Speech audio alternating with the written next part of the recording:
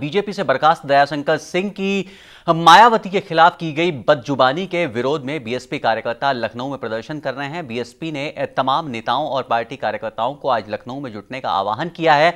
BSP के हजारों कार्यकर्ता लखनऊ के मुख्य चौराहे हजरतगंज में अंबेडकर प्रतिमा के सामने प्रदर्शन कर रहे हैं। वो दयाशंकर की गिरफ्तारी की मांग कर रहे हैं। राजधानी में रात से ही सैकड़ों कार्यकर्ता जुटने शुरू हो गए थे। वहीं बीएसपी नेताओं की मांग पर उत्तर प्रदेश पुलिस ने दयाशंकर के खिलाफ SC/ST एक्ट के तहत मुकदमा दर्ज कर लिया है। बीएसपी के प्रदर्शन को देखते हुए लखनऊ जिला प्रशासन ने सुरक्षा व्यवस्था चुस्त दुरुस्त कर दी है।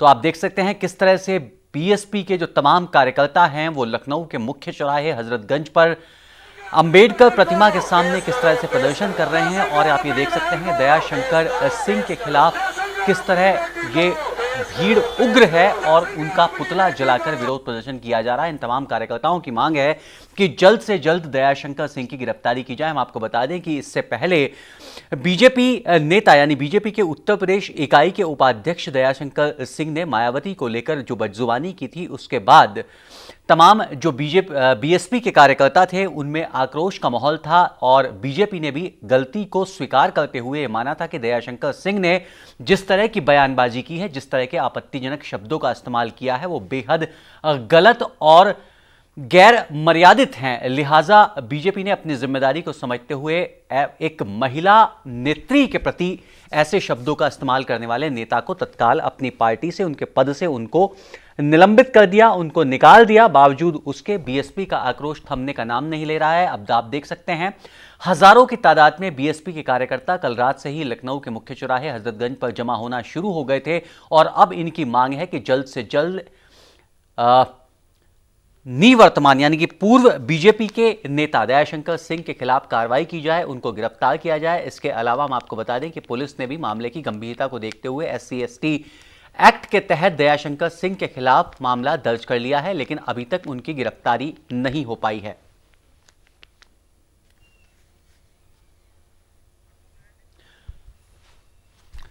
तो आपको बता दें कि आप देख सकते हैं किस तरह ये लखनऊ से आप देख रहे हैं, सीधी तस्वीरें हैं। हजारों की तादाद में कार्यकर्ता यहां पर जमा है। जैसा कि पहले भी मायावती ने कह दिया था कि जिस तरह के शब्दों का इस्तेमाल उन्होंने किया है, उन्होंने एक उत्तर प्रदेश की एक दलित की बेटी, एक बहन के खिलाफ ऐसे शब्दों का इस्तेमाल किया है। लिहाजा उन्हें इसका खामियाजा भुगतना पड़ेगा और इन तस्वीरों में शायद ऐसा दिखाई भी दे रहा है कि हजारों की तादाद में ये कार्यकर्ता सड़कों पर जमा हुए हैं और बीजेपी के एक नेता, यहां तक कि एक नेता ना कहकर उत्तर प्रदेश इकाई के उपाध्यक्ष जैसे महत्वपूर्ण पद पर बैठने वाला यदि एक दलित नेत्री के यानी कि एक बड़ी महिला नेता के खिलाफ ऐसे शब्दों का इस्तेमाल करते हैं, इतने गैर मर्यादित शब्दों का इस्तेमाल करते हैं, तो निश्चित तौर पर आने वाले चुनावों में बीजेपी के लिए एक ये बड़ा झटका है। उसका कारण यह है कि मायावती इस पूरे मामले को दलित समुदाय के साथ जोड़कर देखेंगी। उन्होंने जैसा कि बयान भी दिया है कि ये शब्द उन्होंने मायावती के लिए नहीं कहे हैं, बल्कि उत्तर प्रदेश की एक दलित बेटी के लिए कहे हैं।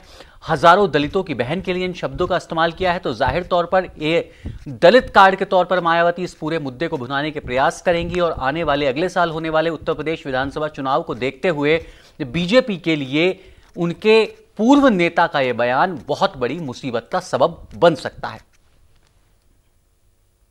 आप देख सकते हैं एक साथ 3 तस्वीरें। पहली तस्वीर आप देख सकते हैं उत्तर प्रदेश में किस तरह बीएसपी कार्यकर्ता राजधानी लखनऊ में जुटे हैं। हजरतगंज चौराहा जो वहां का मुख्य चौराहा माना जाता है, विधानसभा वहां से चंद कदम की दूरी पर है, बीजेपी मुख्यालय भी वहां से चंद कदम की दूरी पर है।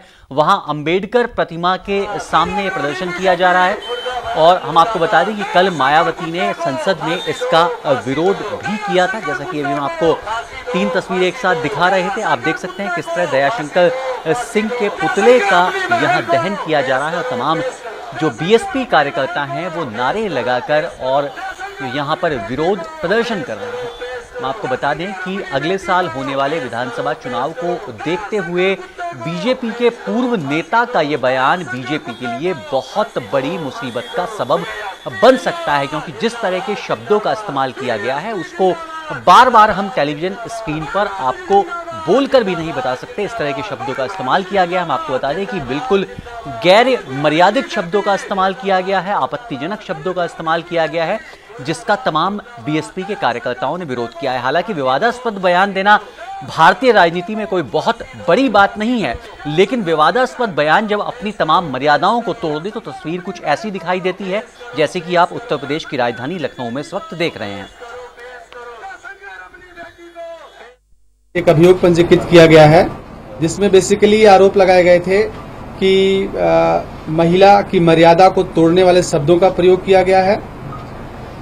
सब दो वर्गों के बीच या एक समाज के बीच द्वेष पैदा करने का प्रयास किया गया है और जातिगत बातें भी आई हैं। इस तहरीर के आधार पर मुकदमा कायम किया गया है 504, 509, 153 ए आईपीसी व 3110 SC/ST एक्ट के तहत विवेचना की कार्रवाई इसके पश्चात प्रारंभ की गई है।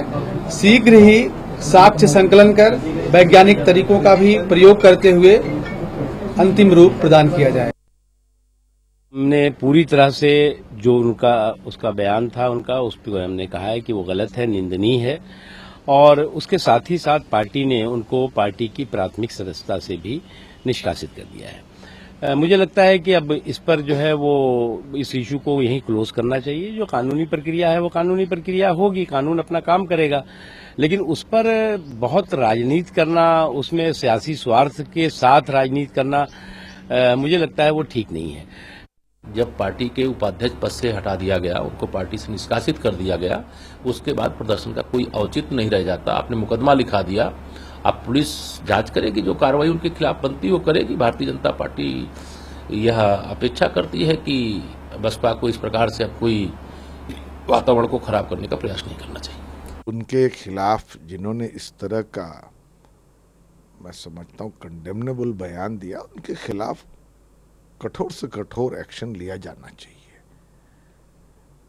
और मैं बीजेपी से ये भी सवाल पूछना चाहता हूं कि आखिरकार कौन सी उनकी राजनीतिक संस्कृति है जहां इस तरह के बयान आते हैं।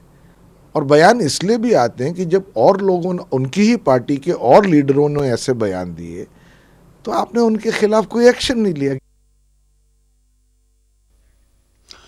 तो आप देख सकते हैं किस तरह से अभी आप सुन रहे थे, बीजेपी के नेता भी अब ये मानने लगे हैं दबी जबान में कि ये मुद्दा उनके लिए गले की हड्डी बन चुका है। जैसा कि अभी मुख्तार अब्बास नकवी कह रहे थे, केंद्रीय मंत्री हैं बीजेपी सरकार में, उनका कहना भी कि इस मामले को यही खत्म किया जाना चाहिए, इसे सियासी मुद्दा नहीं बनाया जाना चाहिए।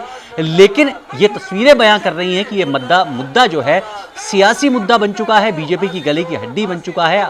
हाल ही में गुजरात के ऊना में हुई घटना और अब उत्तर प्रदेश में दलितों की सबसे बड़ी नेता के तौर पर जाने जाने वाली मायावती के लिए उनके नेता के द्वारा इतने गैर मर्यादित शब्दों का इस्तेमाल जाहिर तौर पर आने वाले चुनावों में एक बहुत बड़ा झटका बीजेपी के लिए साबित हो सकता है, जैसा कि ये तस्वीरें भी बयां कर रही हैं। भारतीय जनता पार्टी के उपाध्यक्ष हैं, वो एक बड़े पोस्ट पर उनको नियुक्त किया गया है। ऐसे जिम्मेदार व्यक्ति ने इस तरह की गंदी बात करना, इस तरह के गंदे विचार प्रकट करना शर्म की बात है। मैं समझता हूं कि भारतीय जनता पार्टी के तमाम ऑफिस बेरर्स और तमाम सांसद और मंत्री भी शर्म से सर झुका लें, इतनी गलीज़ बात उस व्यक्ति ने की है। जाहिर है सदन में हल्ला हुआ, राज्यसभा में मायावती जी ने खुद भी अपने भाषण में कहा कि क्या उन्होंने जो बात कही वो अपनी बहन और अपनी बेटी के लिए कह सकते हैं। बहुत ही अभद्र टिप्पणी भारतीय जनता पार्टी के उपाध्यक्ष ने मायावती जी के लिए की है, और ये टिप्पणी मायावती जी के खिलाफ नहीं, ये टिप्पणी पूरी महिला समाज के खिलाफ है, पूरे दलित समाज के खिलाफ है। और ये टिप्पणी साफ तौर पे दिखाती है कि भारतीय जनता पार्टी के कार्यकर्ताओं की और नेताओं की क्या सोच रहती है महिलाओं के बारे में और दलित समाज के बारे में। और ये भारतीय जनता पार्टी का असली चाल, चरित्र और चेहरा यही है। भारतीय जनता पार्टी के प्रदेश उपाध्यक्ष ने बहन मायावती जी के लिए जो टिप्पणी की, बहुत ही अभद्र, बहुत ही आपत्तिजनक और अपराध की श्रेणी में आने वाली टिप्पणी की थी। और भारतीय जनता पार्टी का रिस्पांस कोई बहुत अच्छा नहीं रहा। ऐसा लगा कि जैसे बड़ी मजबूरी में अनचाहे बिना चाहे उन्होंने कार्रवाई करनी पड़ी। पहले उन्हें सिर्फ उपाध्यक्ष पद से हटाया गया। जब मांग उठी कि भाई उनको निकाला क्यों नहीं, तब बाद में एक पुनर्विचार करके उनको पार्टी से निकाला गया। लेकिन सवाल ये है कि भारतीय जनता पार्टी के वरिष्ठ पदों पर बैठे हुए लोग इसी तरह की मानसिकता है, और वो मानसिकता वो कब बदलेंगे, ये एक मुख्य मुद्दा है। तो आप देख सकते हैं किस तरह की कांग्रेस के बयान को सुनने के बाद भी आप साफ देख सकते हैं कि कांग्रेस भी इस पूरे मुद्दे को सियासी रंग देने की कोशिश कर रही है। जाहिर तौर पर मुद्दा भी सियासी ही है और कांग्रेस भी इस पूरे मामले पर बीजेपी सरकार को घेरते हुए नजर आ रही है। भले ही बयान उत्तर प्रदेश के निवर्तमान उपाध्यक्ष ने दिया हो बीजेपी के, लेकिन अब जो है पूरा जो केंद्र की सरकार है उसके ऊपर आक्षेप लगाए जा रहे हैं, क्योंकि गुजरात के ऊना में हुई घटना के बाद मायावती भी लगातार इस बात को संसद में पहले दिन से दोहरा रही हैं कि केंद्र में बीजेपी की सरकार के आने के बाद में देश में दलितों के प्रति जो उत्पीड़न है, दलितों का जो उत्पीड़न है उसमें लगातार बढ़ोतरी हुई है। कांग्रेस ने भी ऐसे ही आरोप मोदी सरकार पर लगाए थे, और ऐसे आरोप जब पहले दिन लगाए और संसद के दूसरे दिन ही ऐसी घटना होना कि बीजेपी का एक बड़ा नेता, वो भी एक ऐसे राज्य का नेता जहां पर अगले साल विधानसभा चुनाव होने वाले हैं, न केवल विधानसभा चुनाव होने वाले हैं बल्कि एक ऐसे राज्य में विधानसभा चुनाव होने वाले हैं जहां से होकर संसद का रास्ता तय होता है, जहां से जो दल जीतता है उसका लगभग संसद में वो एक बड़ी भूमिका में होता है, एक लीडरशिप उसी के पास होती है। कहा यह भी जाता है कि दिल्ली का रास्ता उत्तर प्रदेश से होकर गुजरता है, बावजूद उसके एक एक कदम फूंक कर चलने वाले अमित शाह बीजेपी अध्यक्ष अब उनके ही एक नेता यदि ऐसा बयान देते हैं तो अब तक के किए धरे पर सारा पानी उनके खुद के नेता ने फेर दिया, ऐसा कहा जा सकता है।